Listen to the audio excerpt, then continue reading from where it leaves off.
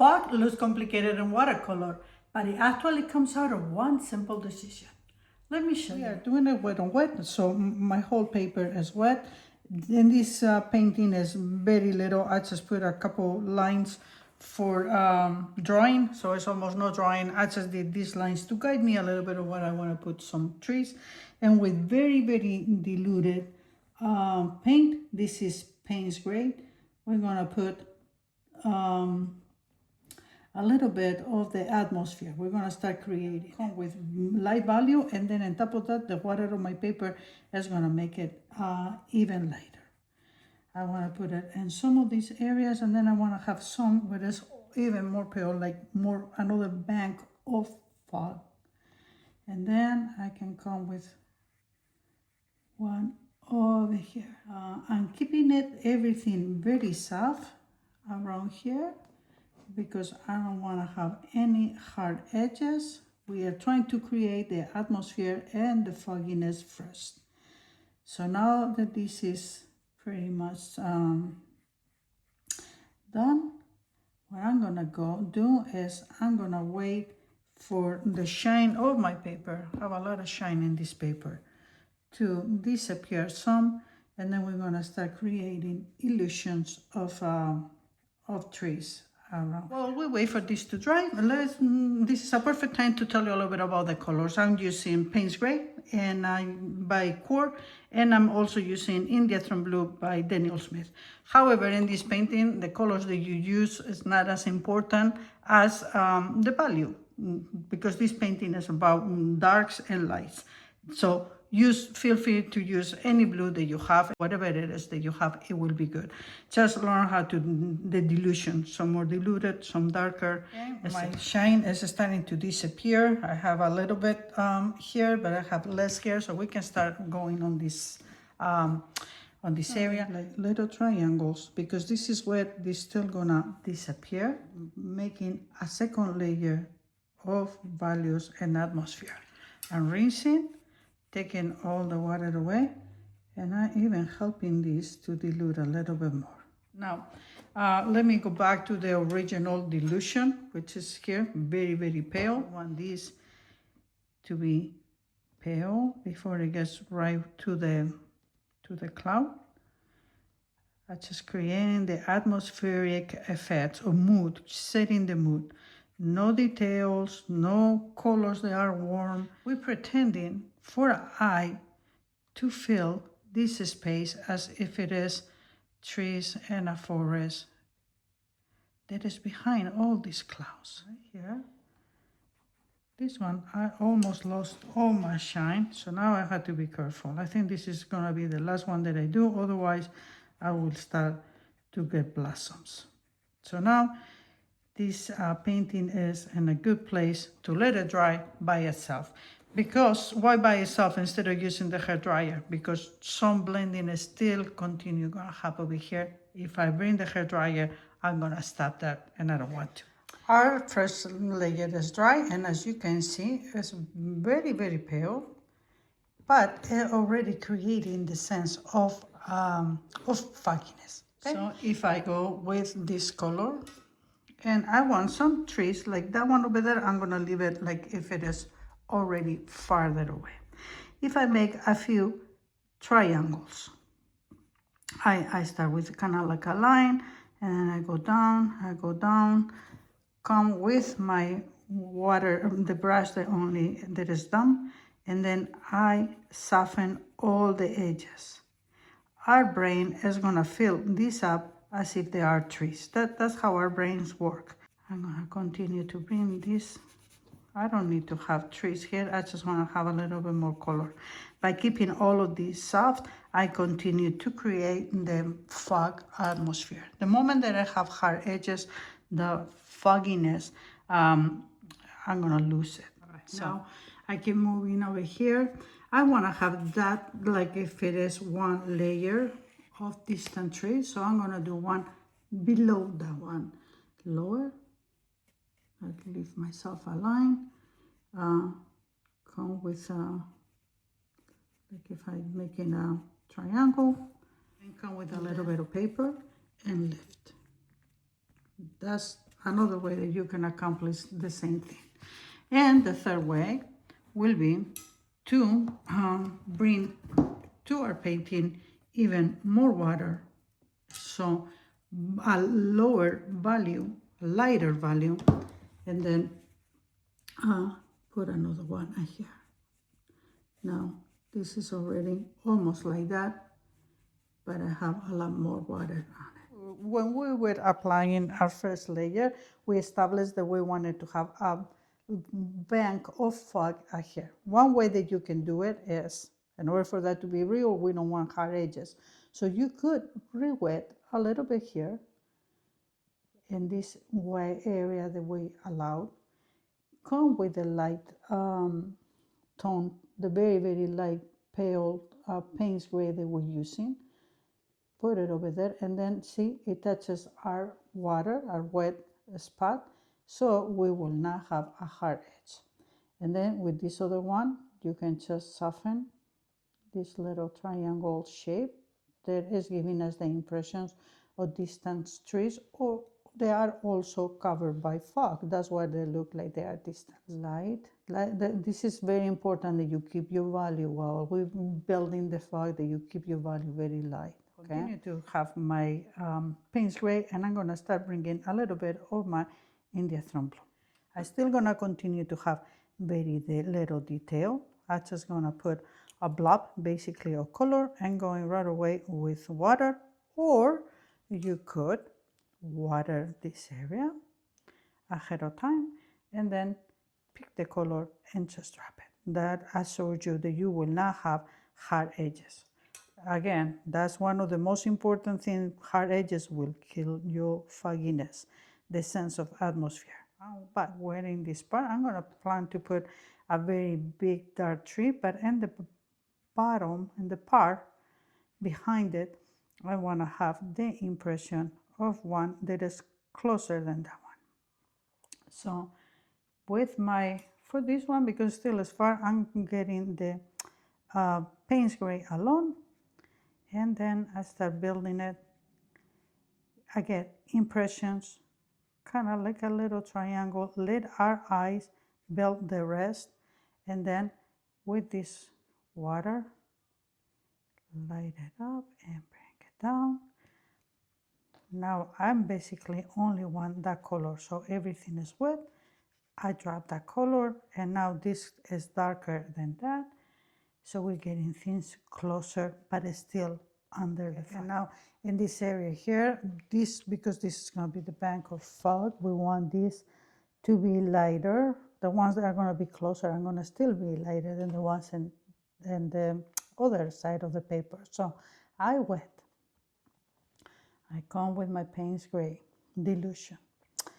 I'm going to go in between these trees, and then I'm going to do a thin line,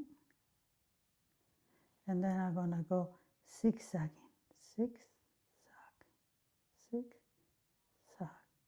So I'm putting a little bit more detail, and then I keep getting bigger, but still I'm very, very pale. And then where the part where I wetted, you see how it's kind of disappearing.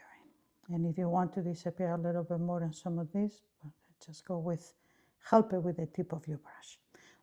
Now we're starting to get a little bit more of the tree shape, but continue to be, I really don't want to have hard edges around here. I still want to be the bank of a fog, remember?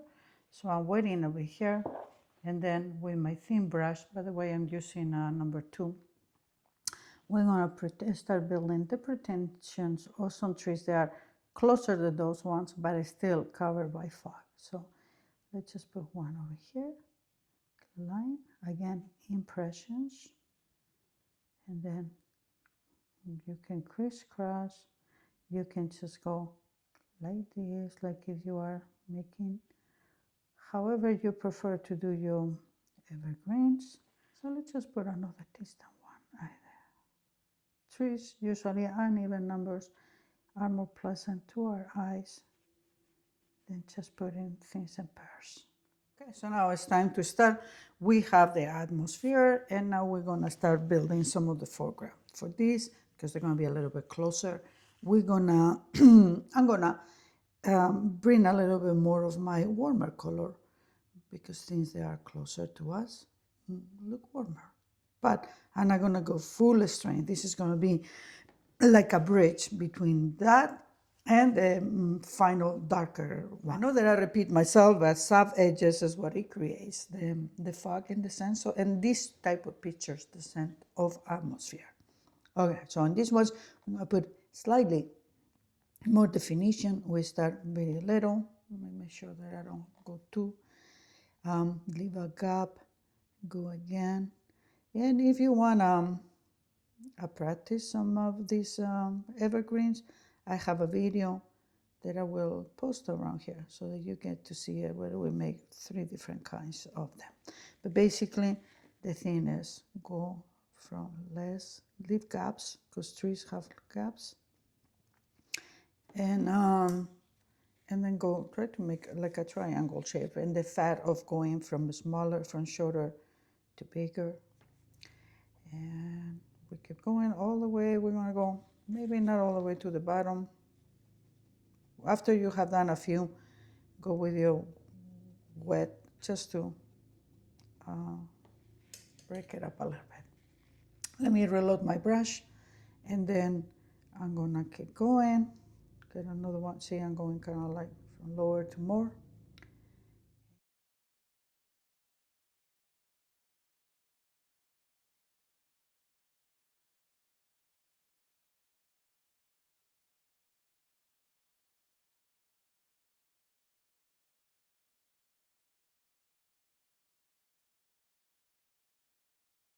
And now we're gonna go with the darker colors. This is a mix again, once again, of the India Throne and the Payne's Gray. But as you can see, I'll get it darker, more warm. By that, warmer with the India Throne. So always thinner in the top, and then you start bringing it down. For this one, we can I mean, I always think that nature is not perfect. I mean, it's perfect in their own way, but it's not like all symmetrical and stuff. So, yes, I want this to be darker, but maybe in a couple places I will still go and put a little bit of water, only so that it gives me variation. Let me continue to build so I don't start getting crooked. Let me get my little line. Here, I don't want it to show, so let me put water. And as I keep going from lower to bigger, I'm gonna try to, for this little tip out there of the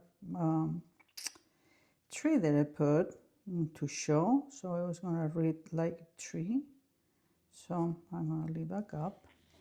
I'm gonna come, these two are even, so let's just go slightly longer. As we get down, our trees get thicker and bigger, the branches get thicker. So less, also we have, these are the ones in the back, so less light comes through.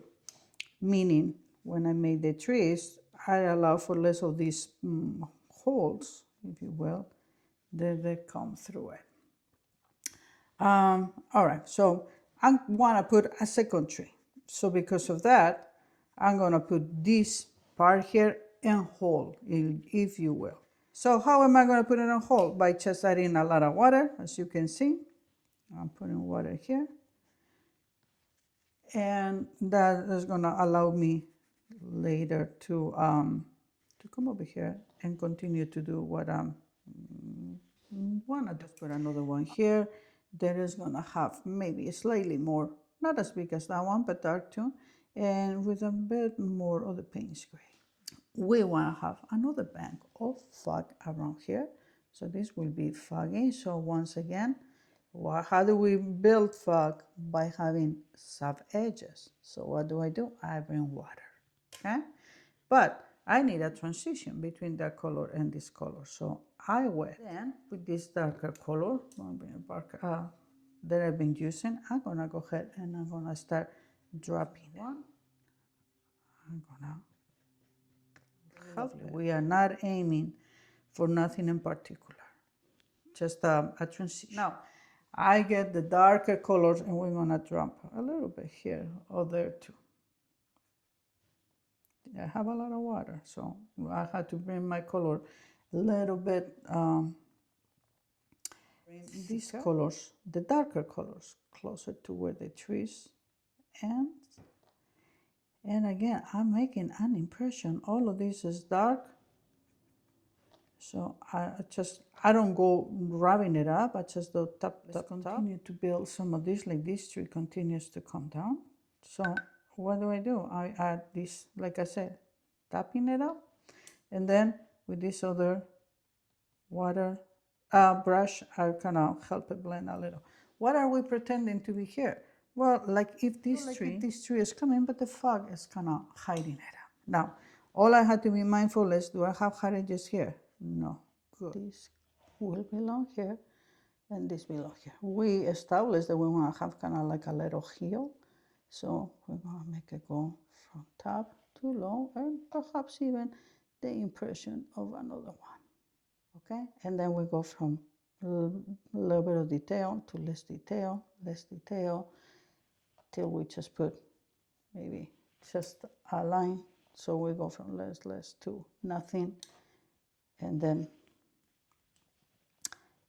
just water. This has been done with basically two colors, the whole painting, different strains of the Payne's gray and our blue, eating through blue. And again, I'm gonna put this one slightly darker, not too dark at the beginning, and we're gonna darken as we go down. But by different strains, this is all about value. Again, don't get scared by the word value. Value means how dark or light a color is. And how do we do that? It's like by getting obviously more paint or more water to dilute it, or less water to make it darker. And that's a simple thing to do. We are painting with water. That's what it's called, watercolor, and it does lovely things. That's one of the reasons why I fell in love with this type of paintings. Always keep in mind, go from light, the lighter part, and the back, less detail. Then as you get closer, you can put darker colors, darker values. And it doesn't matter if you're making a wintry scene or a hazy summer day, the principle still applies. Darker colors bring things closer, and let's just put another one thicker here. And lighter colors get things, pushes things in the back, as well as less detail make things go farther away, and more detail bring things closer. So we create a little bit of movement here, like if it is a deep valley maybe.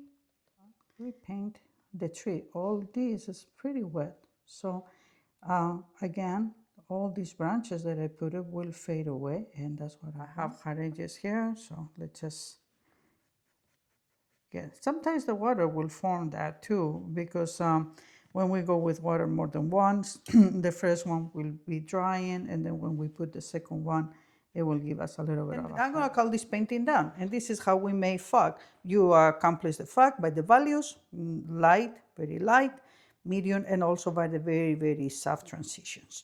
You can almost feel like the fog is around here, even the far away or the close ones. And we basically did this painting with two colors. It's almost like a monochrome, yet it's a beautiful painting. If fog feels tricky, remember, it's not about adding details. It's about keeping your values light and your edges soft. I hope that with this lesson, you'll learn how to paint fog with more confidence. And if you like what you see, please subscribe to the channel.